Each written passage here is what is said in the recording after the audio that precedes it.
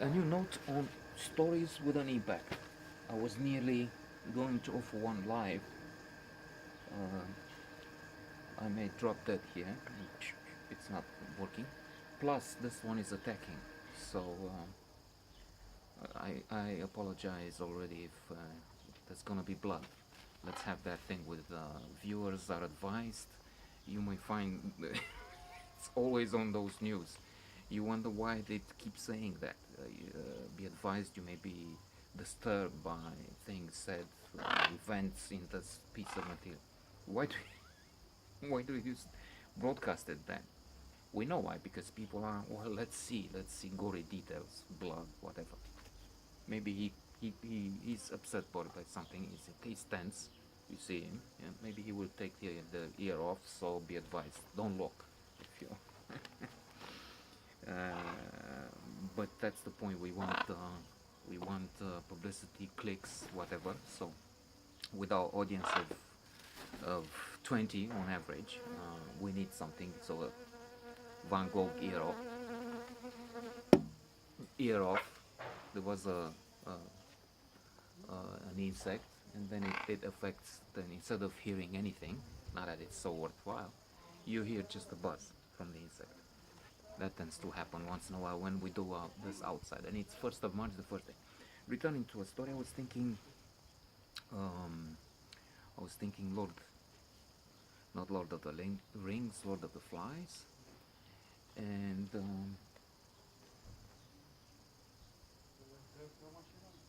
the main message there is the importance of rules. If you don't have rules, you have nothing. That was the point.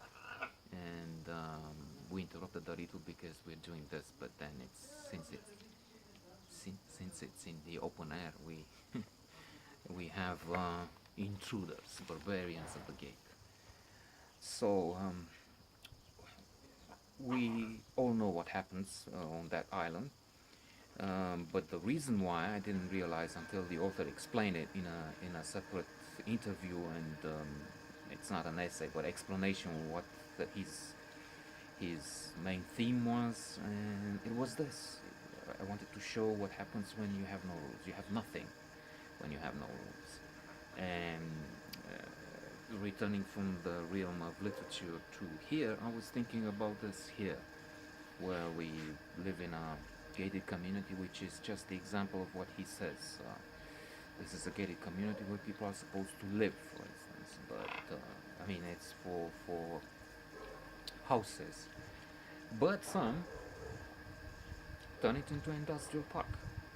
And I was watching it earlier as I tried to enjoy with these guys the weather, the spring, and we need to emphasize and insist on that because the mind can make heaven out of hell and hell out of heaven. So this is nearly heaven. Look at it. True, once in a while there's something that's no perfection. I mean, there's a thing of beauty is a joy forever. But even in this paradise, there are some who abuse. Turn it, as I said, into an industrial park. Having companies here, washing their fucking cars and throwing the dirt in the street. I mean, if it's not, let me think, South Sudan, where it's terrible, you have to compare in order to be happy. You have to, if you compare, the basic rule is don't compare yourself to others. That's the reason, the main reason behind the rat race, the treadmill of getting more. Oh, that guy has a newer, fancier car. I need a newer, better, more expensive one, and on and on. And it's a thankless task without happiness, but just for a few fleeting moments, and it brings, if not despair, unhappiness in the end. But if we do compare, think of the people of South Sudan who are now facing a famine, alas. So I have to think about that when I'm unhappy that this is he's throwing dirt there. He's just I'm paying for the number of people I have. But here, even if it's activity and the company and vans keep coming and going and they keep the engines running often and pollution and on and noise and dirt.